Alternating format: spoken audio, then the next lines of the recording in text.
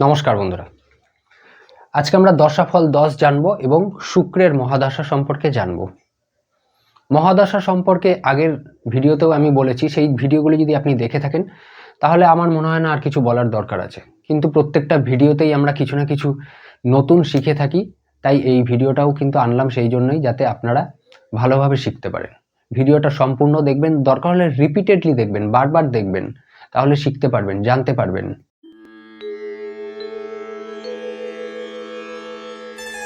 দেখুন, শুক্রের মহাদশা, শুক্রের মহাদশা মানেই, শুক্র মানেই আমরা কি জানি? কামনা। আমি বেসিক পার্টগুলোতে গ্রহের যে কারকত্ব বা অন্যান্য জিনিস পড়িয়েছি, সেই জিনিসগুলো মনে করার চেষ্টা করুন। সেখানে এমনও একটা ভিডিও দিয়েছিলাম যেখানে একটা শব্দে গ্রহের বর্ণনা করেছিলাম, যেমন ধরুন রবি আত্মার কারক, চন্দ্র মন, মঙ্গল বল, বুধ বুদ্ধি, বৃহস্পতি সুখ জ্ঞান, শুক্র কামনা, শনি দুঃখ, এগুলো বলেছিলাম। সেরকমভাবেই শুক্র কিন্তু কামনার কারক গ্রহ। কারোর জীবনে যদি শুক্রের দশা চলে থাকে বা শুক্র গ্রহের দশা এসছে, তাহলে কিন্তু আপনার কামনা বৃদ্ধি পাবে, ইচ্ছা বৃদ্ধি পাবে, সবকিছু কিন্তু আপনার বৃদ্ধি পাবে। আমার আরো চাই, গাড়ি চাই, বাড়ি চাই, টাকা চাই, পয়সা চাই, গয়না চাই, সুন্দর ঘর চাই, ঘরটা আরো ভালো সুন্দরভাবে সাজাবো, নতুন ফার্নিচার কিনে আনবে, ইন্টেরিয়ার করবে, ভালো মোবাইল কিনবে, সাজা গোজা। মানে শুক্রের দশা এসে গেল মানে তাহলে আপনি ভাবতে পারেন যে আপনার সাজাগোজার দিনও চলে এসছে, টিপটপ থাকা।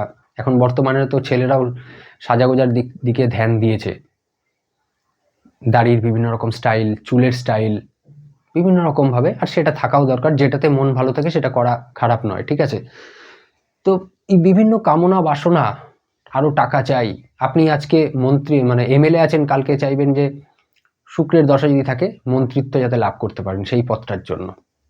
দেশ বিদেশে ঘুরে কোথায় কি আছে সেটা দেখার ইচ্ছা আপনার জাগবে, বিভিন্ন কামনা কিন্তু আপনার বেড়ে যাবে। আর শুক্র যদি, আর এইসব জিনিস যদি আপনি না পেয়ে থাকেন তাহলে আপনি দুঃখী হবেন।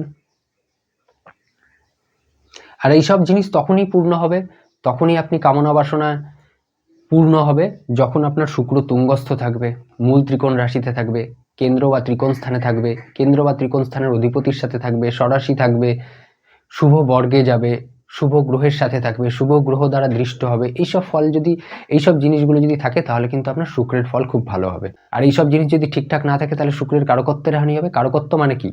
শুক্রের যেসব গুণাগুণ কারকত্ব রয়েছে, শুক্র একটা শুভ গ্রহ, শুক্র কামনার কারক।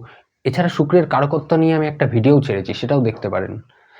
এবং সেই ভিডিও ছাড়াও আমি বেসিক পার্টে অনেক কিছু বলেছি প্রত্যেকটা গ্রহ সম্পর্কে। সেগুলো দেখে থাকলে আপনি জানেন যে শুক্রের কি কি গুণাগুণ কারকত্ব রয়েছে, এবং সেই জিনিসগুলোই কিন্তু শুক্রের দশাতে ফুটে উঠবে। শুভ থাকলে সেই জিনিসগুলো ফলপ্রাপ্ত হবেন, এবং পীড়িত থাকলে ফলপ্রাপ্ত হবেন না, কম হবে ফল। শুক্র যেই ঘরের অধিপতি সেই ফলে কম হবে, শুক্রের কারকত্ব অনুযায়ী যেসব ফল দেয় সেগুলোর কম হবে, যেখানে বসে রয়েছে সেই দিক থেকে ফলের কম হবে। ধরুন মেষ লগ্ন জাতকের, এখন মেষ লগ্নে শুক্র দ্বিতীয় এবং সপ্তম স্থানের অধিপতি। তাহলে শুক্র যদি মজবুত থাকে, তুঙ্গস্থ থাকে, মূল ত্রিকোণ রাশিতে থাকে, যেগুলো বললাম, তাহলে আপনি দ্বিতীয় স্থান ধন স্থান, আপনার ধন বৃদ্ধি পাবে, কুটুম আত্মীয় স্বজনের সঙ্গে সম্পর্ক ভালো থাকবে, কুটুম আত্মীয় স্বজনের সহযোগিতা করবেন, তারা আপনার সহযোগিতা করবে, ওয়াইফের সুখ পাবেন। সপ্তম স্থান, পার্টনারশিপ বিজনেস শুরু করতে চাইবেন, দীর্ঘ যাত্রা করতে চাইবেন, এই জিনিসগুলো কিন্তু আপনার কামনা জাগবে এবং পূর্ণ করতে পারবেন। এইবার যদি বৃষ লগ্ন হয়, বৃষ লগ্নে শুক্র লগ্ন এবং ষষ্ঠ স্থানের অধিপতি, তাহলে যেই ঘরের অধিপতি সেই ঘরেরও তো ফল করবে না, কারণ কারকত্ব অনুযায়ী ফল করবে, গুণাগুণ অনুযায়ী ফল করবে। এছাড়াও কি ফল করবে? যেই ঘরের অধিপতি সেই ঘরকেও অ্যাক্টিভ করবে শুক্র তার দশায়। শুধু শুক্র বলে না, যে কোনো গ্রহ। তাহলে শুক্রের দশায় 6 নম্বর ঘরও অ্যাক্টিভ হবে। 6 নম্বর ঘর থেকে রোগ ঋণ শত্রু এগুলো দেখা হয়, তাহলে রোগ হওয়ার সম্ভাবনা আছে শুক্রের দশাতে। ঋণ হতে পারে, শত্রু ডিস্টার্ব করতে পারে। আর যদি শুক্র খুব মজবুত অবস্থায় থাকে তাহলে এসব নিয়ে আপনার চিন্তা করার দরকার নেই, আপনি এসবের উপরে বিজয় প্রাপ্ত হবেন, কোনো সমস্যা নেই। এছাড়া শুক্র যদি কোনো জায়গায় বসে থাকে, ধরুন এখানে মেষ লগ্ন, শুক্র এখানে বসে রয়েছে, তাহলে এটা দ্বিতীয় থেকে অষ্টম এবং সপ্তম থেকে তৃতীয়, সপ্তমের জন্য তৃতীয়, দ্বিতীয়ের জন্য এটা অষ্টম। এখন কোন স্থান থেকে কি আছে সেটা আপনি ভুলে যান। লগ্ন থেকে শুক্র নবম স্থানে বসে রয়েছে, শুভ স্থানে বসে রয়েছে, ত্রিকোণ স্থানে বসে রয়েছে, উত্তর বলবান ত্রিকোণ স্থানে বসে রয়েছে। সেই দিক থেকে শুক্র কিন্তু এখানে মজবুত হয়েছে, এটা আপনাকে ভাবতে হবে। তার মানে শুক্রের কারকত্বের হানি হয়নি, শুক্রের যে বলাবল সেটা ঠিকঠাক আছে, তার মানে শুক্রের ফলাফল আপনি ভালো পাবেন। জাতক ধার্মিক হবে এক্ষেত্রে, নবম স্থানে গেছে, ধর্মস্থান, ঈশ্বর স্থান, আশীর্বাদ স্থান, ভাগ্যস্থান।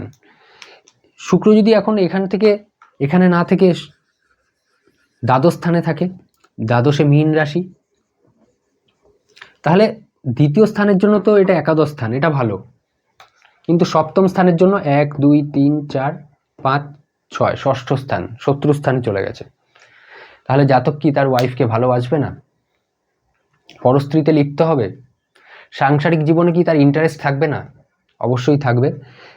দেখুন, আপনাকে মনে রাখতে হবে যে শুক্র কারকত্ব, শুক্র কোন ঘরের অধিপতি এবং শুক্র কোন ঘর থেকে কোথায় গেছে, এই জিনিসগুলো আমি অন্যান্য ভিডিওতেও বলে থাকি। এই জিনিসগুলো যদি খেয়াল রাখেন তাহলে আপনি ফল বিচার ভালোভাবে করতে পারবেন। এখন শুক্রের দশা যে পুরোই খারাপ যাবে পীড়িত থাকলে, 20 বছরের দশা, শুক্রের তো 20 বছরের দশা, পুরো খারাপ যাবে সেটা কিন্তু কারোরই যায় না। কারণ শুক্র যদি আপনার লগ্ন, পঞ্চম বা নবম স্থানের অধিপতি হয়, বা কোনো কেন্দ্রস্থানের অধিপতি হয়, বা কেন্দ্র এবং ত্রিকোণ দুটো স্থানের অধিপতি হয়ে পূর্ণ যোগকারী গ্রহ হয়, তাহলে পীড়িত থাকলেও শুক্রের 50% ফল বাদ দিয়ে দিন, বাকি 50% তো পাবেন, 60% তো পাবেন, বা 40% ফল তো পাবেন, শুভ ফল। কারণ দেখবেন হাতি যদি বসেও যায় সেক্ষেত্রে কিন্তু সে গাধার থেকে উঁচুতেই থাকে। এটাও আপনাকে মাথায় রাখতে হবে যে কোন গ্রহের দশা, সেটা শুভ গ্রহ না অশুভ গ্রহ। শুক্র, বৃহস্পতি এরা কি শুভ গ্রহ, এবং এদের দশাতেই আমরা বিশেষভাবে শুভ ফল কামনা করে থাকি যে আমরা কিছু না কিছু ভালো হবে আমাদের জীবনে। তাই শুক্র যদি পীড়িত থাকে, আপনাকে সজাগ থেকে সেই গ্রহের আরাধনা করে সেই গ্রহের থেকে আরও কি ভালো ফল পাওয়া যায়, ভালো ফল যাতে পাওয়া যায় সেই জিনিসটা আপনাকে সচেষ্ট থাকতে হবে। কারণ এই দুটো গ্রহই আছে যেটার থেকে আমরা ভালো ফল কামনা করে থাকি। আশা করি আমি যেই কথাগুলো আপনাদের বলছি সেগুলো আপনি বুঝতে পারছেন। দরকার হলে রিপিটেডলি ভিডিওটা দেখুন, বারবার দেখুন, যাতে আপনারা ভালোভাবে শিখতে পারেন, বুঝতে পারেন। ভিডিও ভালো লাগলে কিন্তু লাইক করতে ভুলবেন না। চ্যানেল যদি সাবস্ক্রাইব এখনও না করে থাকেন তাহলে চ্যানেলটা অবশ্যই সাবস্ক্রাইব করে নেবেন। আপনার জন্য কোনো না কোনো ভিডিও অবশ্যই আসবে এবং এসে গেছে, অনেক ভিডিও আমি দিয়ে দিয়েছি, বিভিন্ন রকম প্লেলিস্ট চলছে, সেগুলো ফলো করবেন। আপনি কিন্তু জ্যোতিষ শিখতে পারবেন বা আপনার নিজের বিষয়েও জানতে পারবেন। দেখা হবে পরের ভিডিওতে। ভালো থাকুন, সুস্থ থাকুন, নমস্কার।